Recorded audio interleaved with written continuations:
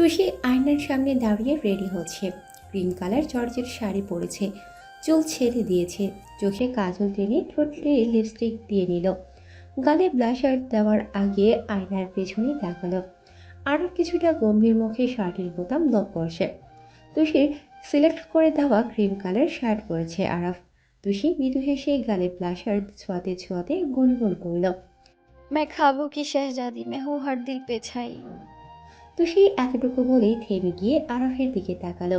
আরাফ ভুল করেও তাকাচ্ছে না, যেন সে ছাড়া ঘরে আর কারো অস্তিত্ব নেই। তুষি গলা খাঁকতে দিল, তবুও আরাফ তাকালো না। সে নিজের মতো মোবাইল চার্জ থেকে করলো, তারপর পকেটে রেখে মানিব্যাগে রাখলো।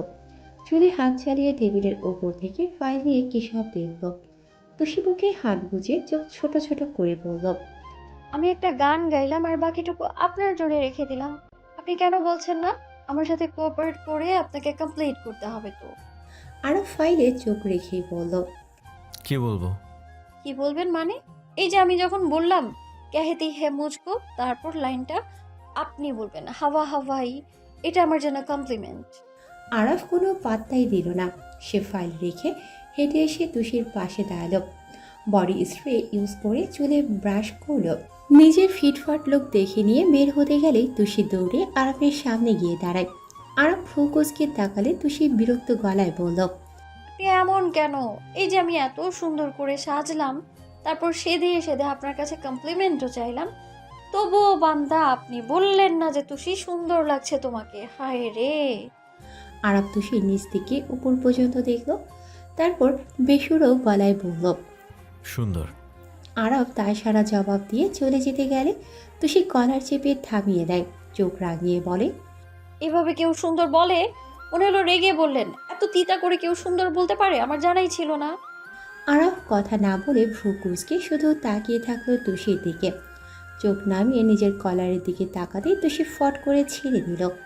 আরব গম্ভীর মুখে বলল, আমার বলা না বলায় কি ম্যাটার করে তোমার কাছে? এর চেয়ে বেটার তুমি নিশাত কিংবা আম্মুকে জিজ্ঞেস করো। তাদের জন্য তো আজকাল আমার থেকেও বেশি দরদ। তুষি অবশ চোখে তাকালো। আরব কি বলছে এসব? তুষি পুরো দস্তর ভাবনায় ডুবল। সেকেন্ড দশেক ভাবতেই বুঝে গেল। তুষি ড্যাব ড্যাব করে তাকালো আরবের দিকে। আরব ভ্রু কুঁচকে জিজ্ঞেস করল, হোয়াট? আমি গত রাতে আম্মুর সাথে ঘুমিয়েছি বলে কি আপনি রাগ করেছেন? Like seriously? আপনার জেলাসির প্রশংসা না করলেই নয়। মানে কিসের সাথে কি? আরব রাগী চোখে তাকালো। তুষি হাসতে হাসতে বলল, সত্যি আপনার মতো জামাই পেয়ে তো ধন্য আমি। আপনি তো আরব রাগী কণ্ঠে থামিয়ে দিল তুষিকে। চুপ। মুখ ট্রাকের গতিতে চললেও মাথা চলে না। আমি এসব নিয়ে জেলাস কেন করব? তুমি যা ইচ্ছা করো, তাতে আমার কি? হু আর ইউ? আরব কিছুটা রেগে কথাগুলো বলে।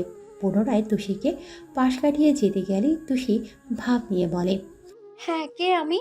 আমি তো কেউ না। থাক, আপনাকে বলতে হবে না। একটু পর তো অনুষ্ঠানেই যাব।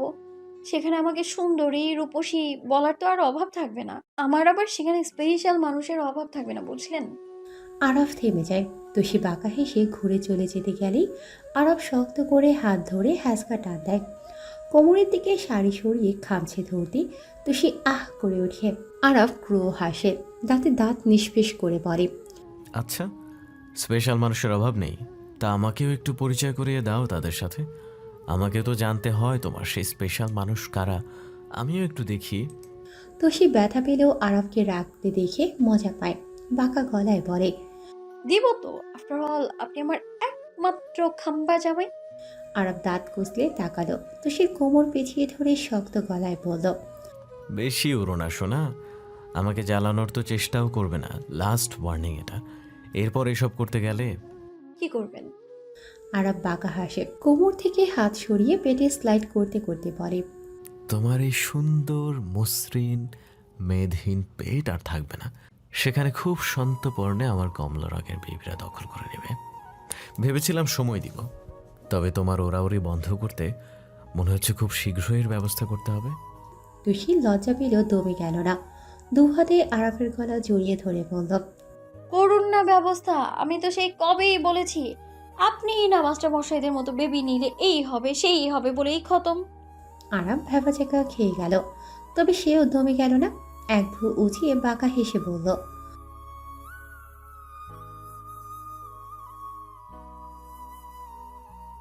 তুষি আরাফের মুখ চেপে ধরে ধারালো চোখে তাকালো। অপ্রস্তুত কণ্ঠে রাগ মিশিয়ে বলল, আর একটা কথাও না। আপনাকে ডক্টরের কাছে নিয়ে যেতে হবে। আপনার কথার ধরন ঠিক নেই। আরাফ তুষির হাত সরিয়ে হাতের উল্টো পাশে চুমু খেয়ে গমগমে কণ্ঠে বলল, ডক্টরকে কি বলবে? বর আদর করতে চায় বেশি, আর সেটা তুমি হজম করতে পারছো না, তাই বদহজম হয়ে গেছে। আমার মনে হয় না এই ট্রিটমেন্ট দেশের কোনো ডাক্তার দিতে পারবে। এই ট্রিটমেন্ট একমাত্র আমার কাছে আছে। আরাফ মুখ নামিয়ে তুষির ঠোঁটের দিকে এগিয়ে যেতেই তুষি ধাক্কা দিয়ে সরিয়ে দেয়। দুহাতে নিজের ঠোঁট থেকে বিড়বিড় করে বলে, অসভ্য। এক মুহূর্ত দাঁড়িয়ে থাকে না তুষি, দ্রুত পায়ে ঘর ছাড়ে। আরাফ ঠোঁট কামড়ে হাসে, বিজয়ী কণ্ঠে বলে, আসছে আমাকে চালাতে, বাদর মেয়ে। দুপুরের দিকে তুষিরা ফার্ম হাউসের উদ্দেশ্যে বের হলো। রিসেপশনের অনুষ্ঠানই সেখানেই হবে। তুষিদের জন্য দুইটি গাড়ি ঠিক করাই আছে, একটা আরাফের আরেকটা হৃদের। আরাফের গাড়িতে তুষি মিসেস অনিন্দিতা যাবেন, আর হৃদের গাড়িতে মিসেস আঞ্জুমান আর নিশাদ যাবে। তুষি সবার আগেই গাড়িতে উঠে বসল। মিসেস অনিন্দিতা ওঠার পরপরই নিশাদ নিজেও উঠতে গেল। মিসেস আঞ্জুমান হাঁক ছেড়ে বললেন, কোথায় বসছিস? হৃদের গাড়িতে না ওঠার কথা আমাদের। নিশাদ গাড়িতে উঠতে গিয়েও থেমে গেল। মিসেস আঞ্জুমানের কথায় একবার ঘাড় ফিরিয়ে গাড়ির ডিকির ভেতর জিনিসপত্র বের করতে ব্যস্ত থাকা হৃদের দিকে তাকালো। নিশাদ ছোট্ট শ্বাস ফেলে বলল, আমি তুষির সাথে যাই আম্মু। অনিন্দিতা আন্টি তোমার সাথে বসুক প্লিজ। মিসেস আঞ্জুমান আর কথা বাড়ালো না। মিসেস অনিন্দিতা উঠে গিয়ে হৃদের গাড়িতে গিয়ে বসলো। নিশাদ তুষির পাশে বসে গাড়ির দরজা বন্ধ করে দিল। তুষি কপাল কুঁচকে প্রশ্ন করল, কি ব্যাপার বলতো? হৃদ ভাইয়ের সাথে গেলি না কেন? তোর কবিরাজি বরের জাদুর প্রভাব কি ছুটে গেল? নিশাদ শূন্য কণ্ঠে বলে, এমনি তোর সাথে বসতে ইচ্ছে করলো। তুষি খুশিতে গদগদ হয়ে নিশাতের হাত জড়িয়ে বলল, আরে আমার বান্ধবীটা রে, জামাইয়ের থেকে আমি আপন হয়ে গেলাম। যদিও এটা স্বাভাবিক, সবাই শুধু আমাকেই পছন্দ করে। নিশাত নির্লিপ্ত চোখে বাহিরে তাকিয়ে থাকে। হৃদের ছোট ছোট ধমকে নিশাতের নরম মন ভেঙে তছনছ হয়ে যাচ্ছে। হৃদের থেকে এমন আচরণ সে মানতে পারছে না, যে লোকটা কিছুদিন আগেও তাকে কতটা ভালোবাসত। হৃদের গম্ভীর রাগী মুখটা যেন তার নিকট পরিচিত ছিল না। আজ সেই হৃদ তাকে কথায় কথায় ধমক দিচ্ছে, একদম সেই আগের মতো। তফাৎ শুধু এইটুকুই, আগে ধমক দিলে রাগ হতো, ভয় হতো, আর এখন কষ্ট হয় আর অভিমান হয়। নিশাদ সূক্ষ্ম শ্বাস ফেলে ছিটে মাথা এড়িয়ে বসে রইল। সব জিনিস ডিকিতে তুলে হৃদ যখন গাড়িতে গিয়ে বসলো, তখন নিশাদকে দেখল না। কপাল কুঁচকালো হৃদ। পেছন ফিরে মিসেস আঞ্জুমানের উদ্দেশ্যে বলল, মা, নিশাদ কোথায়? বের হয়নি এখনো? হয়েছে তো, নিশাদ বলল তুষির সাথে যাবে, তাই আরাফের গাড়িতে বসে পড়েছে। হৃদ কিছুক্ষণ থম মেরে গেল, পরক্ষণে চোখ মুখ শক্ত করে স্টিয়ারিং চেপে ধরল। একটা সামান্য ধমকে এই মেয়ে এত নাটক করবে আগে জানলে কখনোই ধমক দিত না। হৃদ জোরে জোরে শ্বাস দিয়ে নিজেকে আর নিজের রাগ নিয়ন্ত্রণ করলো। দ্রুত গাড়ি স্টার্ট দিয়ে ফার্ম হাউসের উদ্দেশ্যে বেরিয়ে গেল।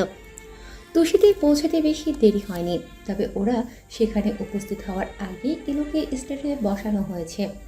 তুষি আর মিসেস অনিন্দিতা সবার আগে ইলুর কাছে গিয়ে জড়িয়ে ধরে ইলুকে। মিসেস অনিন্দিতা কেঁদে দিয়েছেন ফের। মেয়েকে এক রাত দেখতে না পেয়ে বুক ফেটে গিয়েছে তার। এখন মন ভরে দেখে নিচ্ছে। ইলু আজ ধূসর সাদা রঙের লেহেঙ্গা পরেছে।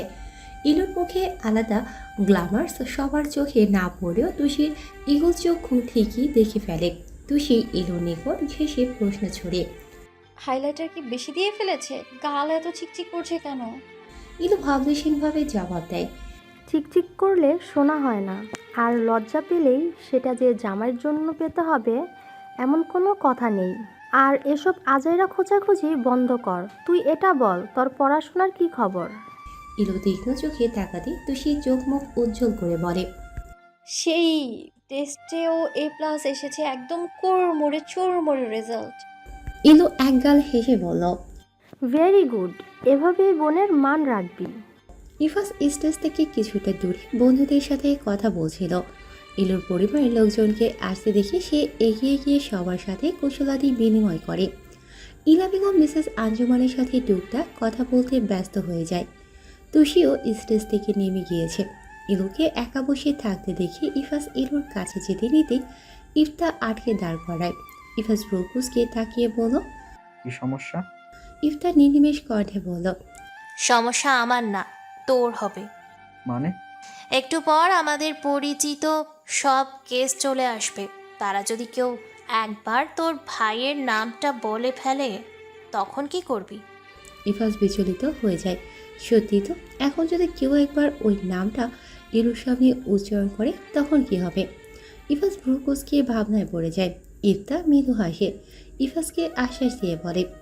আজকের জন্য আমি সবার মুখ বন্ধ করতে পারি, তবে কতদিন আমি বা তুই ইলুর থেকে এটা লুকিয়ে রাখতে পারবো কে জানে। ইফাজ শান্ত চোখে ইফতার দিকে তাকায়। ক্ষীণ সুরে বলে। তুই কি করবি? ইলুর সামনে ওসব কথা তুলতে দিব না কাউকে, চিন্তা করিস না।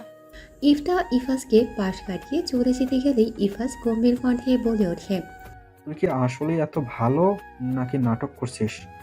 ইফতার শ্বাসনালীতে শ্বাস আটকে যায়। ইফাজের এসব কথায় তার হৃদয় ভাঙে।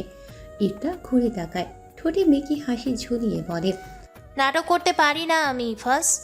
তুই মানিস অথবা না মানিস, আমি তোর খারাপ চাই না। আর তোর খারাপ চাই না মানে ইলুরও খারাপ চাই না। আমি আমার জীবনের একটাই ভুল করেছি, সেটা হলো তোর সাথে রাগ করে ছেলেদের সাথে রাত কাটিয়েছি। কিন্তু আমি তো অনুতপ্ত ইফাত, তারপরও তুই আমাকে এত অবিশ্বাস করিস কেন বলতো? ঠোঁট কাঁপে ইফতার। ইফাজ ছোট্ট শ্বাস ছেড়ে শান্ত গলায় বলে। অবিশ্বাস করতে চাই না, বিশ্বাস করতে চাইলেও পারি না। এখানে আমার কোনো হাত নেই রে। ইফতার তাচ্ছিল্য হাসে, মিহি সুরে বলে। ইলুর লকেটে লাগানো মাইক্রোফোনটা খুলে ফেল ইফাজ। তোর এই কাজটা আমার আত্মসম্মানে আঘাত করেছে। ইফাজ চমকে গিয়ে ইফতার দিকে তাকায়। ইফতার বলে। গতকাল গয়না খুলে দেওয়ার সময় চিপটা নজরে পড়ে। অনেক চালাকি করে লাগিয়েছিস। ইলু নিজেও হয়তো দেখেনি, তবে আমার চোখ এড়ায়নি। আমি জানি এটা তুই আমার জন্যই লাগিয়েছিস। তুই ভাবছিস আমি ওর কোনো ক্ষতি করব, এইটুকু বিশ্বাস কর ইফাজ, আমি ওর কোনো ক্ষতি করব না। ইফাজকে আর কিছু বলতে না দিয়ে ইফতার চলে যায়। ইফাজ দুর্বোধ্য হয়ে তাকিয়ে থাকে ইলুর দিকে। মেয়েটা কতটা কষ্ট পেয়েছে তা মুখ দেখেই বোঝার জো নেই। এই মেয়েটাকে নিয়ে সে আর কোনো রিস্ক নিতে পারবে না, কখনোই না। তুষি ব্যস্ত হয়ে গেল কিভাবে আরাফকে জ্বালানো যায়। তুষি ফ্লার্ট করার জন্য কাউকে খুঁজছে, কিন্তু মনমতো কাউকে পেল না। সবই ওভার স্মার্ট। ফ্লার্ট করতে গেলে সোজা লকাবে পুড়ে দেবে। তুষি ঢোক গিলে চারিপাশে তাকালো। সবশেষে সিদ্ধান্ত নিল আপাতত একটা ওয়েটারের সাথে ফ্লার্ট করা যায়, অন্তত তারা ওভার স্মার্ট হবে না। তুষি ঠোঁট বাঁকিয়ে হাসলো। আরাফ ইফাজের সাথে টুকটাক কথা বলছিল। তুষি ইচ্ছে করে আরাফের পাশ থেকে ভাব নিয়ে চলে যায়, যাতে আরাফের চোখে পড়ে। আর হলোও তাই। আরাফের চোখে পড়লেও আরাফ প্রথমে পাত্তা দেয়নি। এক পলক তাকিয়ে আবার ইফাজের সাথে কথা বলাতে ব্যস্ত হয়ে যায়। তুষি কয়েকজন ওয়েটারকে ভালো করে দেখে নেয়। সবার মাঝে সেই মাস্ক পরা ওয়েটারকে চোখে পড়ে। তুষি ভেবে নেয় এর সাথে ফ্লার্ট করা যায়, চেহারাও দেখা যাবে না, আর তাতে অস্বস্তিও কম হবে। তুষি এগিয়ে গিয়ে ওয়েটারের সামনে গিয়ে দাঁড়ালো। তারপর বেশ চেঁচিয়ে বলল। আপনি এভাবে মাস্ক পরে আছেন আজও? ইস, এই গরমে কষ্ট হয় না আপনার? যাকে শোনাবার জন্য বলেছে তার কানে ছুরির মতো আঘাত করল তুষির কথা। আরব তুষির দিকে ভ্রু কুঁচকে তাকালো। তা দেখে তুষি বাঁকা হাসে। ওয়েটারটা ইতস্তত করে দাঁড়িয়ে থাকে, চোখ মেলেও তাকায় না, মাথা নামিয়ে দাঁড়িয়ে থাকে। তুষি আর চোখে আরাফের দিকে তাকিয়ে ফের বলল। আপনার জন্য কিন্তু আমার অনেক কষ্ট হচ্ছে, আপনি একটু মাস্কটা খুলে রাখুন না। আরাফের দেখনো তেজি চোখ তুষির দিকে প্রখর হলো। তুষি আবারও বলল। খুলবেন না? ও, বুঝতে পেরেছি, আপনি বেশি হ্যান্ডসাম তো তাই এভাবে মাস্ক পরে আছেন। বুঝতে পেরেছি। না, ঠিকই আছে, আপনি যে খুবই ড্যাশিং সেটা আপনার চোখ দেখে বোঝা যায়। তুষির বেশ হাসি পাচ্ছে, তবুও চুপ করে থাকলো। আরব শক্ত মুখ করে তুষির দিকে এগিয়ে গেল। তুষি ভাব নিয়ে ওয়েটারকে আবারও কিছু বলতে গেলে আরব তুষির হাত ধরে রাগী কণ্ঠে বলে। কি হচ্ছে এসব? কথাটা বলেই ওয়েটারের দিকে তাকালো আরব। ওয়েটারটা কিছুই বলল না, দ্রুত পা চালিয়ে চলে গেল। তুষি মিথ্যে কষ্টের ভান করে বলল। আরে আপনি চলে যাচ্ছেন কেন? শুনুন না। আরব তুষির হাত টেনে নিজের দিকে ফিরিয়ে বলল। কি করছো তুমি? শেষমেশ ওয়েটারের সাথে ফ্লার্ট করছো? I can't believe Tushi. Believe না করার কি আছে? আপনি তো সকালে বললেন আমি কে, এখন আবার আপনার এত সমস্যা কেন? জলে? আরাফ তুষির হাত নিজের হাতের ভেতর শক্ত করে ধরে, চারপাশে তাকিয়ে তুষির কাছ ঘেঁষে ফিসফিস করে বলে, সকালে তো অনেক কিছুই বলেছি, মনে হচ্ছে সেসবও সিরিয়াসলি নিয়ে নিয়েছো। ওকে ফাইন, বাসায় চলো একবার, দেখাচ্ছি তুমি কে। আরাফ তুষির হাত ছেড়ে রাগী লোক নিয়ে চলে গেল। আরাফের শেষের কথায় তুষি ঢোক গিললেও আরাফকে জ্বালাতে পেরে বেশ মজা পেয়েছে। নিশাত রিতকে টোটালি ইগনোর করছে। রিত যতবার কথা বলতে গিয়েছে ততবার নিশাত পাশ কাটিয়ে চলে যাচ্ছে। হৃদের পায়ের রোল তো মাথায় উঠে গিয়েছে। নিশাতের এমন আচরণ দেখে ইচ্ছে করছে সবার সামনে কোলে করে তুলে নিয়ে আসতে, কিন্তু চুপচাপ আছে, কোনো সিন ক্রিয়েট করবে না ভেবে নিয়েছে। নিশাত ইলুর পাশে বসেছিল, তখনই একটা ছোট্ট মেয়ে নিশাতের কাছে গিয়ে বলল, তুমি নিশাত আপু, রিত ভাইয়া বলেছে তোমাকে একটু বাইরে যেতে, কথা বলবে। নিশাত নিজের অভিমান বজায় রাখলো। লোকটা এত খারাপ, সে নিজে না এসে অন্য একজনকে পাঠালো। নিশাত হাসি মুখে মেয়েটাকে বলল, তুই গিয়ে ভাইয়াকে বল আমি এখন যেতে পারবো না, পরে গিয়ে কথা বলবো। মেয়েটা মাথা নাড়িয়ে আবারও বার্তা নিয়ে দৌড়ে যায়। নিশাত সূক্ষ্ম শ্বাস ফেলে চুপ করে বসে থাকে। অনুষ্ঠান শেষ হতে হতে প্রায় সন্ধ্যা হয়ে যায়। ইলু আর ইফাস মিসেস অনিন্দিতার বাসায় যাবে। তুষি আর আরাফাজ সেখানেই থাকবে। গাড়িতে ওঠার সময় সবাই যখন যার যার সিটে বসে পড়ল, তখন নিশাত নিজেও গাড়িতে উঠতে গেলে হুট করে রিত পেছন থেকে নিশাতের হাত ধরে টান দেয়। নিশাত চমকে পেছনে তাকায়। রিতের ভয়াবহ চোখ জোড়া দেখে সচকিত হয় চোখ। রিত নিশাতকে গাড়ির দিক থেকে সরিয়ে দাঁড় করায়। আরাফকে উদ্দেশ্য করে গম্ভীর হয়ে বলে, আরাফ ওনাদের সবাইকে নিয়ে চলে যায়। আমার আর নিশাতকে আজ বাসায় যেতে হবে, একটা কাজ পড়ে গিয়েছে। নিশাত বৃহৎ ঢোক গিলে হৃদের দিকে তাকায়।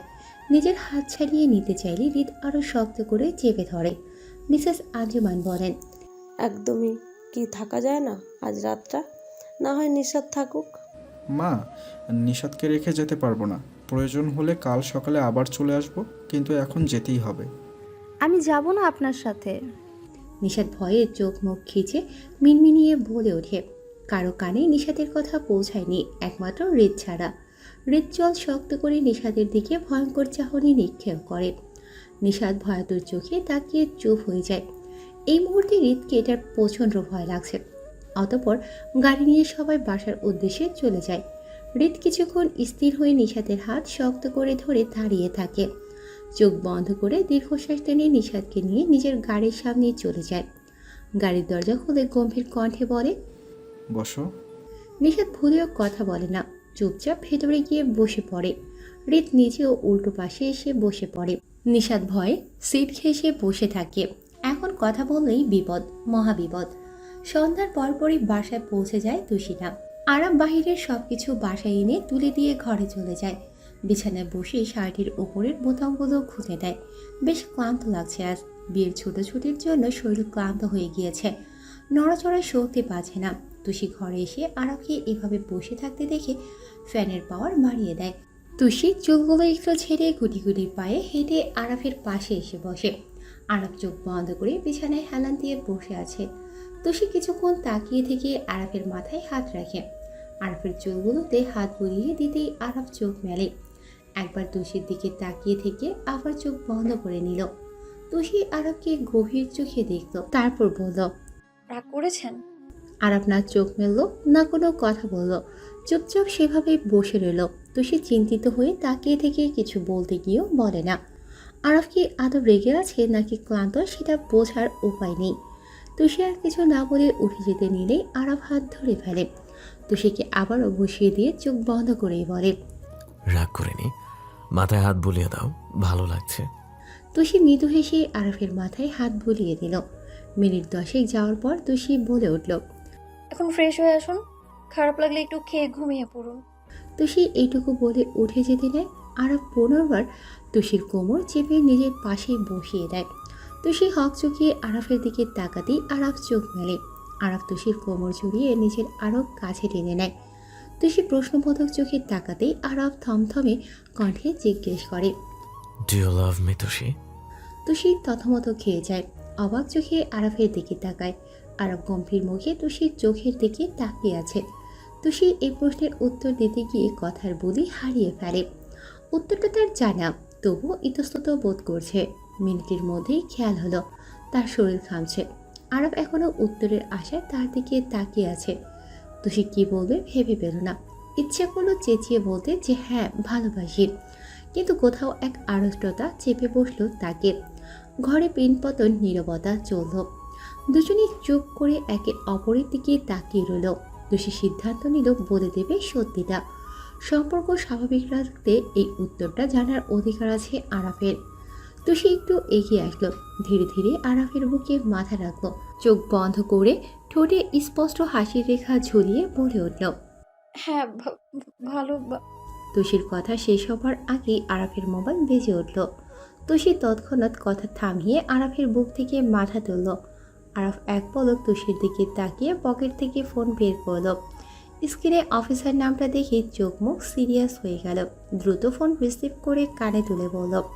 হ্যালো, কোনো খবর পাওয়া গেছে? ওপাশ থেকে কি বলল বুঝল না তুষি, তবে এরপরেই আরাফ চেঁচিয়ে উঠল। ও নো শিট! তুষি চমকে আরাফের দিকে তাকায়। আরাফ ততক্ষণে বিছানা থেকে নেমেও গিয়েছে। আরাফ ফোন কেটে পকেটে রাখতে তুষি বিচলিত হয়ে বলে ওঠে। কি হয়েছে? আরাফ তুষির হাত ধরে টেনে নিজের কাছে এনে বলে। আমাকে বেরোতে হবে এক্ষুনি। কিছু হয়নি এখনো, তবে হতেও পারে, সেজন্যই যাচ্ছি। চিন্তা করবে না, আসছি। আরাফ এইটুকু বলেই বেরিয়ে যায় ঘর থেকে। তুষি কিছু বলতে গিয়েও বলতে পারে না। অজানা আতঙ্ক গ্রাস করে তুষিকে। অজানা আসন্ন বিপদের সংকেত তার মন জুড়ে বয়ে যাচ্ছে। ফাঁকা রাস্তা, অন্ধকার থমথমে পরিবেশ। হৃদ একদিনে গাড়ি ড্রাইভ করে যাচ্ছে। এদিকে রাতও হয়ে এসেছে। নিশাত এর মাঝে এইটুকু বুঝতে পেরেছে গাড়ি তাদের বাসার দিকে যাচ্ছে না। কোথায় যাচ্ছে সে নিজেও জানে না। একে তো অন্ধকার নীরব রাস্তা, তার উপর আবার হৃদের এই শান্ত রূপ নিশাতকে ভয় পাইয়ে দিতে এসবই যথেষ্ট। নিশাত একদম দরজা ঘেঁষে বসে আছে, আর চোখে হৃদের দিকে তাকিয়ে আর না পেরে বলেই উঠল। আমরা কোথায় যাচ্ছি? নিশাতের কাঁপা কাঁপা কণ্ঠে হৃদের রাগ আকাশচুম্বী হয়ে গেল। সে গাড়ি থামিয়ে নেয় হুট করে। নিশাত চমকে ভয়ার্ত চোখে হৃদের দিকে তাকায়। হৃদ স্টিয়ারিং চেপে বসে আছে। নিশাতের ভয়ে এবার কেঁদে দেওয়ার অবস্থা। সে আবারও বলে উঠল। আপনি এমন করছেন কেন? আমার ভয় লাগছে। হৃদ তীক্ষ্ণ চোখে তাকায়। নিশাতের ভয়ার্তক চোখে তাকিয়ে দাঁতে দাঁত চেপে বলে। এখন আমাকে ভয় লাগছে? বাহ, এত ইমপ্রুভ! আর কি কি হচ্ছে আমাকে দেখে? ঘৃণা হচ্ছে? নিশাত অবাক হয়ে বলল। ঘৃণা হবে কেন? কি বলছেন এসব? হৃদ স্টিয়ারিংয়ে একটা বাড়ি মেরে গাড়ি থেকে নেমে যায়।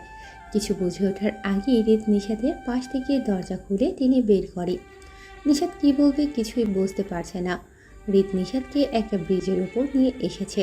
জায়গাটা নীরব, মাঝে মাঝে দু একটা প্রাইভেট কার চলছে। হৃদ নিশাতকে নিয়ে ব্রিজের একদম শেষাংশে নিয়ে যায়। নিশাতের হাত শক্ত করে চেপে ধরে বলে ওঠে। এখন বলো, কেন ইগনোর করছো? কেন ভয় পাচ্ছ আমাকে? নিশাত ফাঁকা ঢোক গিলে।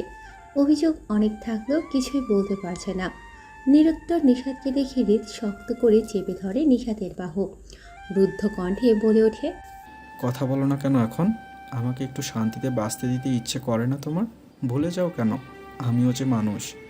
বাহিরের এই শক্ত রূপটাই দেখলে নিশাত, ভেতরটা দেখতে পেলে না? দেখতে পাওনি নাকি দেখতে চাওনি? Speak up Nishat. নিশাত ভয় পেলেও এবার নিজেও মুখ খোলে। হ্যাঁ, আমি তো সব নষ্টের মূল। আমি তো আপনার শান্তি নষ্ট করি। সেজন্যই তো বলেছেন আমি আপনাকে যাতে বিরক্ত না করি, স্পেস দেই। সেটাই তো দিয়েছি। স্পেস দেওয়াকেও এখন আপনার ইগনোর মনে হচ্ছে? হৃদ জল শক্ত করে বলে। হাতির পাশ পা দেখেছো নাকি? টেনশনে ছিলাম তাই ধমক দিয়ে ফেলেছি।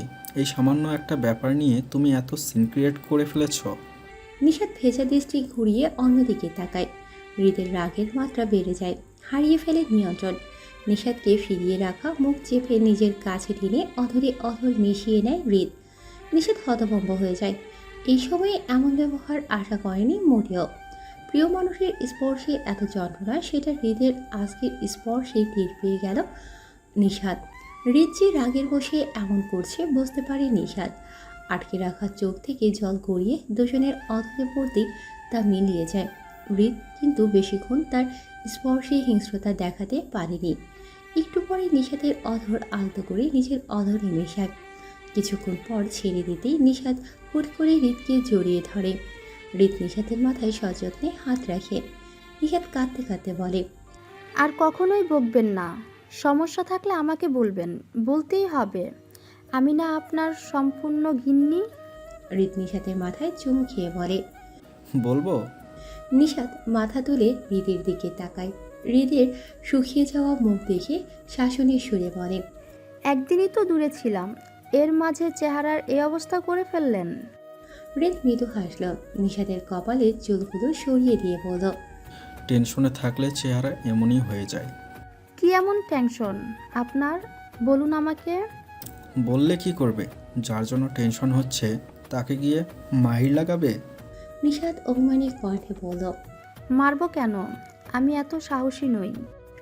সাহসী নই বললে তো চলবে না, সাহসী হতে হবে, না হলে এই কঠিন জগতে চলতে পারবে না। নিশাত প্রসন্ন হাসে, সুখী সুখী কণ্ঠে বলে, কেন আপনার হাত ধরে চলবো? আমি তো আর একা নই। হৃদ নিশাতের সরল উত্তরে হাসে। নিশাতের মাথায় চুমু খেয়ে বলে, সব সময় যে আমি থাকবো তোমার পাশে তার কি নিশ্চয়তা? সবাই তো সব সময় থাকে না, এটাই স্বাভাবিক। আমি যতদিন বেঁচে আছি ততদিন তোমার হাত আগলে নিয়ে পথ চলবো। তোমার ওপর একটা আঁচড়ও যাতে না লাগে তার জন্য আপ্রাণ চেষ্টা করে যাব। কিন্তু এই আমিটাই যদি না থাকি? নিশাত ভয়ার্থক চোখে তাকালো। হৃদের বুকের শার্ট ঝাঁকিয়ে ঝাঁঝালো সুরে বলল, থাকবো না মানে কি? থাকতেই হবে আপনাকে। এসব বলবেন না আর। আপনাকে ছাড়া আমি বাঁচবো না। হৃদ মুচকি হেসে নিশাতের হাত ছাড়িয়ে বুকে টেনে নিল। মাথায় হাত বুলিয়ে বলল, এগুলো টিপিক্যাল কথা নিশাত, কেউ কাউকে ছাড়া বাঁচে না, কথাটা ভুল। হয়তো কষ্ট হয়, বেঁচে থাকার ইচ্ছা মরে যায়, তবুও কিন্তু মানুষ বেঁচে থাকে। শুধু একটা কথা মনে রাখবে, তুমি কিন্তু একা নও, অসহায়ও নও, তুমি কারো ওপর নির্ভরশীলও নও। নারীরা সব পারে, আর একা কোনো মানুষ নেই এই পৃথিবীতে। সৃষ্টিকর্তা কিন্তু ক্ষেত্র বিশেষ বা হাতে গোনা কিছু মানুষের সাথে থাকে না, তিনি সবার সাথেই থাকেন, সবার পাশে থাকেন তিনি। তাই যখনই কোনো কিছু নিয়ে চিন্তা হবে, মনে হবে খুব একা, কেউ নেই আমার আশেপাশে, তখন আল্লাহর কাছে চাইবে, তিনি সবটা দিয়ে দিবেন। কিন্তু কেঁদে কেটে একাকার হয়ে গেলে, সবার কাছে নিজের অসহায়ত্ব দেখালে কেউ কিন্তু সাহায্যের হাত বাড়িয়ে দেবে না। সবাই সুযোগ সন্ধানী। তুমি কোমল হৃদয়ের নও, তুমি কঠিন, তুমি চাইলেই সব পারবে, সেটা আমার উপস্থিতিতে কিংবা অনুপস্থিতিতে। নিশাত কয়েক লহমা চুপ থাকে।